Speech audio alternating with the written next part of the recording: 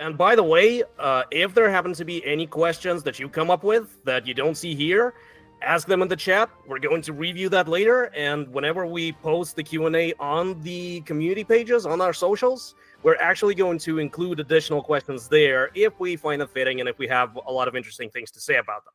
So by all means, contribute, ask, and we will do our best to answer.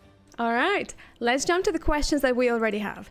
The very first question that was quite popular in the community: why were the regular events changed? They were recently changed in version 31.0. For now, people play mirror matches. I quite enjoy mirror matches, but people still ask. So Toki, do you mind letting us know? Yes, of course. So, regular events. For a while, they actually haven't had a lot of changes. This whole time, the team was occupied with other things to take care of, with the meta, with the economy, etc. But the game is not standing still. It's still being renewed, and we are actually renewing the content. And we really wanted to streamline regular events as well, so we finally got our hands on that. Now, there are several objectives that we had. In a nutshell, we wanted players to get through all the prizes, so through the whole pass easier. We can see how often they clear the whole thing, so we wanted that to be something that you could do faster. We wanted it to have no fodder rewards. We wanted all the rewards to be something that you're like, yes, I have this! And we wanted them to be really, really great. And of course, we also wanted participation to be fair to the players and to their opponents. And that, of course, as it always does, resulted in analysis. We had to take a look at everything and see what's happening. And we saw that most people were playing mirror matches. They spent the most battles in there. They had the most activity there. Everybody was really playing it. So we figured that that was the one to focus on, and that was the one to really complete and update. So they actually present a lot of really cool things. I mentioned that we wanted players to be on even ground, right? Well, your decks are identical, your heroes are identical, your equipment is identical, your critical damage is also identical. What matters is what you actually do in the battle. You're handed this deck and you're like, oh, well, what do I do with this? Can you figure it out? Can you figure out what to do and how to win? And that is really the skill that you're training here. You're adjusting to all the many different units that are in Rush Royale instead of just retreading maybe the same kind of deck. Instead, you're playing with something that you've been handed, and you're really learning to play with all sorts of units. Now, as to the pass, to make it swifter, there's only 6 levels on it. That means 6 wins as long as the event is going, and you've got all of it. But even then, if you've already got your 6 wins, that's not the point where you really have to stop. You can keep playing, and you can get bonus awards as well if you get victories above 6. And you can get the bonus chest. It has a chance to have a legendary hero or a legendary unit. Those are the most valuable things in the events after all. You also have the luck tokens that you can get from certain caskets, both in the free and in the paid part of the pass. If you get 4 of those, if you're that lucky, then you get a chest that you can just pick a legendary from. You can pick any one that you want. Additionally, once a month, once a season, you get a seasonal chest. It costs 100 tokens from the event, just like the event units before. And again, you get to choose. You can choose which unit you want from there. It can be a Pantheon unit, it can be one of the very powerful event supports, it can be the Gunslinger, and it can be the Kobolds. You know, you're the boss. You tell us which one you want. And finally, you know, there's the chest that gives you the pair of units to choose between, to re-roll potentially.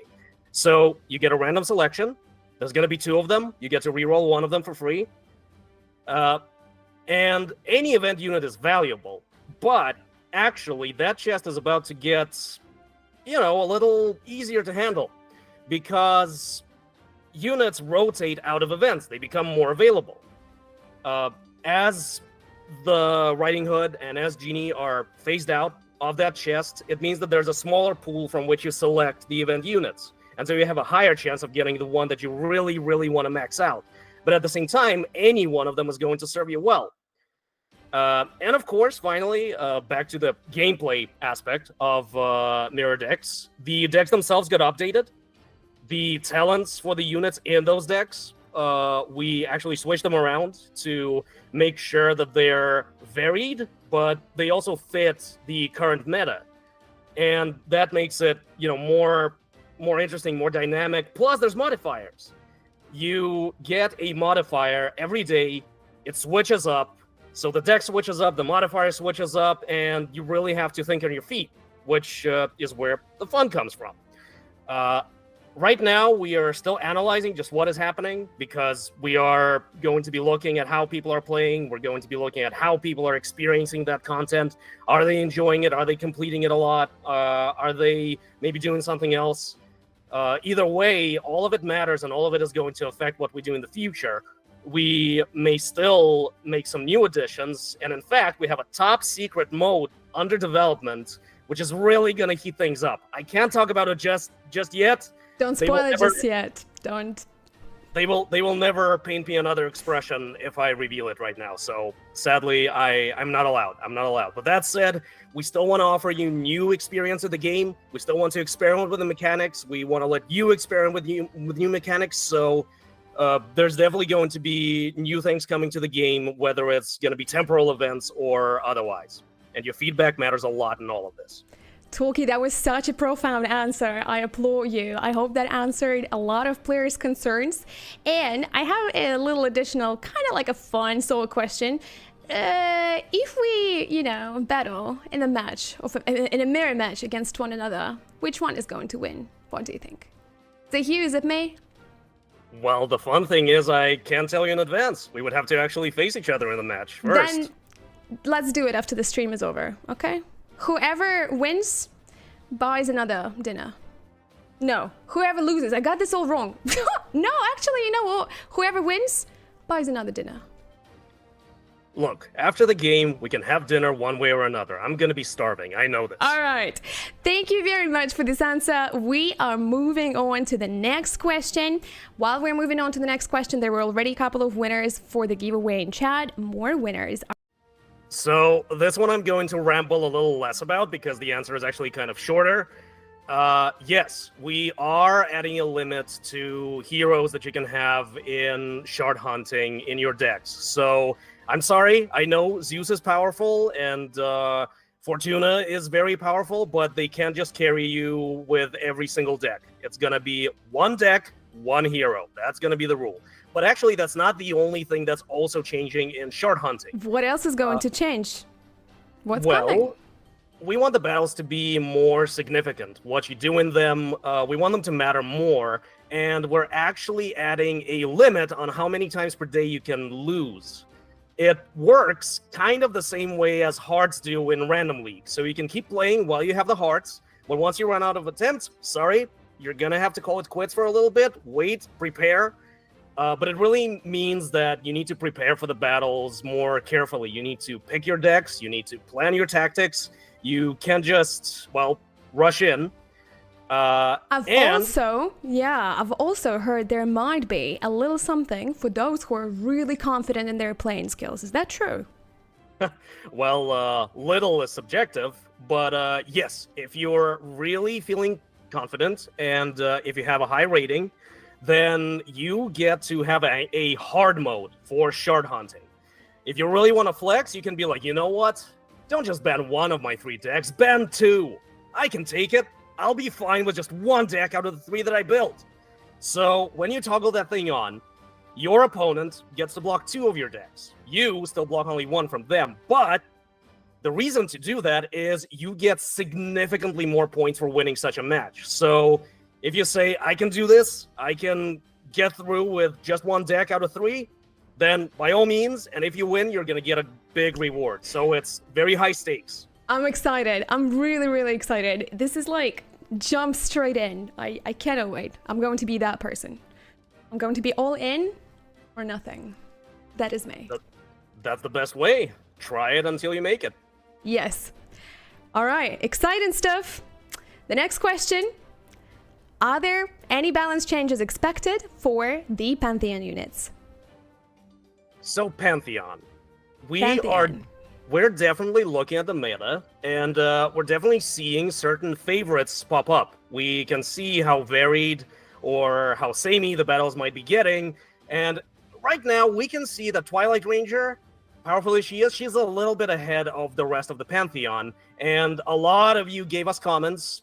I'm watching you, comments on Facebook and Instagram. We got a lot of comments asking us to take a closer look at Twilight Ranger and what she's doing. Now, we don't want to really radically nerf the unit. We don't really want to just completely, destroy her stats. She has interesting, complex mechanics. She's actually really powerful in the hands of an experienced player who knows what they're doing. We know that. We get that. We want that experience to still be there. But what we're definitely going to be doing in 31.1 is we're taking a closer look at the bonuses that Twilight Ranger gets from all those souls that she accumulates. So we're going to be evening out her power against her peers in the Pantheon a little bit. But that said, when it comes to Pantheon units, we're trying whenever we can not to nerf, but instead to improve the power that the units have. Even them out. So there will be other Pantheon units that are also getting some changes. They're going to be strengthened so that they don't lag behind that much. So if you're thinking Bard and Phoenix, congratulations, you guessed it. Both are really multi-talented musician, and our immortal Bird of Fire, they're going to be made a little more stable and a little more reliable in terms of what they can do in battle. And finally, there's also Genie. We're taking a look at Genie 2, and what we're seeing right now is that one talent is used over the other significantly. So you've got the Sultan and you've got the Ifrit, and the Sultan is currently quite a bit ahead of the Ifrit. But we want both of those talents to be valid and viable and to make them capable of competing with one another. So we're going to be looking at Ifrit a little bit and powering it up to make sure that both of those talents are valid choices and both of them can be attractive in their own ways to you, the players. Wonderful. Wonderful stuff is incoming. Pantheon units are getting some love. They're going to be more on the same page. That's the goal. That's the idea. So that no matter which Pantheon unit you choose, based, of course, don't forget about the weekly blessing. Those give like a significant bonus to those as well, that you're going to have a really good time. Talkie, I thank you for answering the questions from the community. Thank you super much. There are quite a few questions happening out there in chat. We will be taking a look at them as well. Thank you for asking them. Thank you for being an amazing part of this community. As per usual, I'm going to ask you one question which you've probably heard a lot. I'm quite excited to hear the answer. Are there going to be Trapper talents? A Trapper talents happening? Not you two. Not you two. Are there going to be Trapper talents, Talkie? Yes or no? Yes or no? Yes, there are. Yes, there are. I swear. They are. No matter what I publish, no matter what I post, no matter what I put together, the question is always Trapper talents. Yes, I can finally answer. I can finally tell you 31.1 is the version. Trapper is getting talents, and honestly, I took a look at them, and they're really, really cool. So can you tell us like a little bit more about like what it's going to be all about? I'll keep it a little general, but essentially Trapper's getting a special version of him that can spawn on the field with his early talents. So you get this Master Hunter that you can spawn on the field, and he's going to launch these powerful traps that affect the monsters. And also, actually, speaking of monsters, he's going to be able to summon those to the enemy side. So with one of Trapper's talents, you will get to summon either a tough guy or the dreaded Blazing Burn. So if you ever wanted to send a Blazing Burn to the enemy side, Trapper's going to be the way to go. Trapper's going to be the way to do it. So yeah, exciting stuff. It's super, super exciting. I'm quite excited about it. Also, is that true that Trapper got a new haircut? Well, you will see when you ascend him, but yeah, he cleaned up a little bit for his ascended look. There is a little cute image out there kind of giving you the idea. Trapper is doing Trapper thing. That's what kind of he's busy with when you're not utilizing him in your decks. This is what's going on.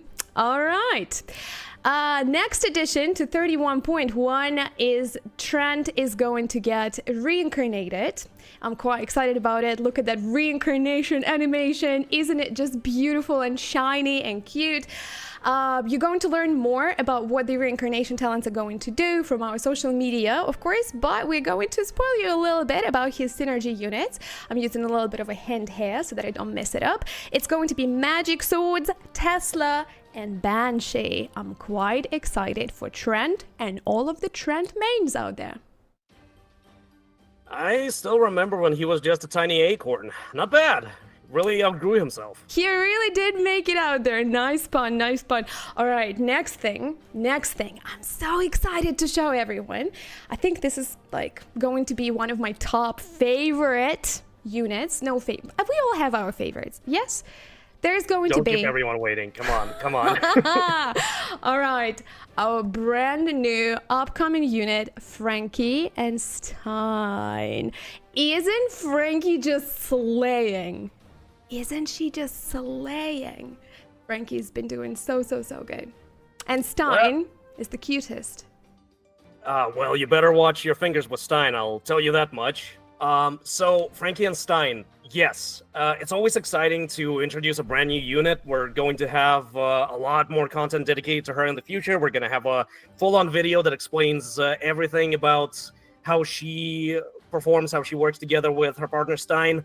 But what we can tell you so far, and that's actually a really good segue into kind of a general vibe with 31.1, is she's going to be about monster summoning. Monster summoning has been a playstyle in the game for some time now, but it kind of lacked a competitive edge. It wasn't really something that you would pick except for maybe messing around a bit. But now what we're doing is we're revisiting this, and this is going to be comprehensive. I'm not just talking about like, well, one new unit that does that, that's it, end of the day. It's going to be more than that. That's like a whole complex sort of thing, isn't it? Yeah, absolutely. I already mentioned with Trapper how Trapper gets to summon some with certain talents, but you might be familiar with other units who do that. So I'm just going to open that up a little down the line, along the line. But yes, Frankie and Stein is going to be absolutely huge for that playstyle. Summoning monsters is fun. It can be even more fun, and we're really capitalizing on that. And the new unit is in addition to that, so look forward to it. Speaking of summoning units, we've got Demonologist rework. Demonologist is going to become more aggressive in 31.1. The monsters that he summons are definitely going to become harder to ignore, and additionally to that, Demonologist is going to become a really great support unit for your decks, because with Demonologist help, you will be able to apply pressure to your opponent, but not by interacting with the opponent's table, by interacting and applying pressure to the opponent's monster line. Isn't that just exciting? Yeah, and it's actually the perfect demonstration of what I said just now. It's not going to be about just one entity carrying the entire playstyle. Instead, it's a lot of different things and a lot of different building blocks, including, building blocks for your deck, ultimately. So, yeah, Demonologist is definitely going to be putting some more pressure on the opponent and is going to be synergizing with both Frankie and Stein, and actually with our next talking point as well. And our next talking point is our beautiful hero, Marie. Marie is also getting a rework. Marie used to be a jack of all trades, sorts of, but she's getting a little bit more of a specialty now. Toki, what is that? Well, you might have read a pretty lengthy article that was published on our socials. This is exactly why I've asked you. I know you're the expert, so... I wonder who wrote it. He must be really smart and handsome. Really smart. Really handsome, can confirm. But when it comes to Marie, there are actually lots of changes that are coming to her that are going to help her really put emphasis on being a monster summoner. Instead of being more of a jack of all trades who does a little bit of everything, she's going to be about pressuring the opponent and about really backing some of those new decks and maybe even forgotten mechanics that you might not have considered.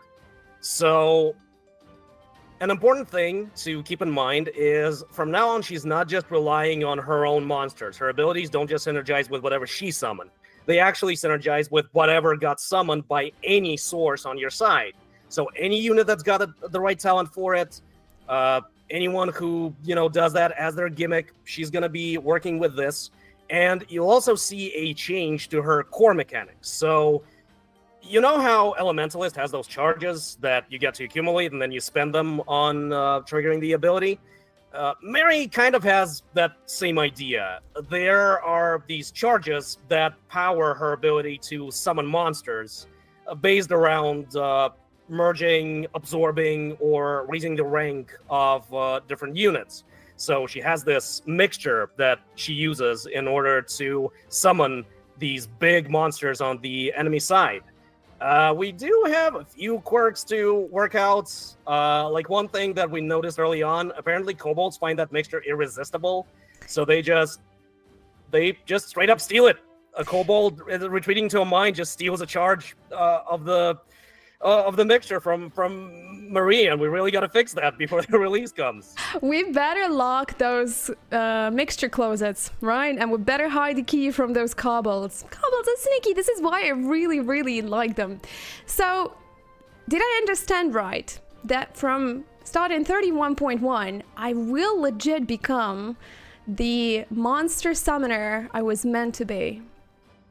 Yep. You've got Marie's rework, you've got Frankenstein, you've got Demonologist. All three of them will just love hanging out together. But actually, there's another little gift that we have for you and other aspiring monster summoners over there.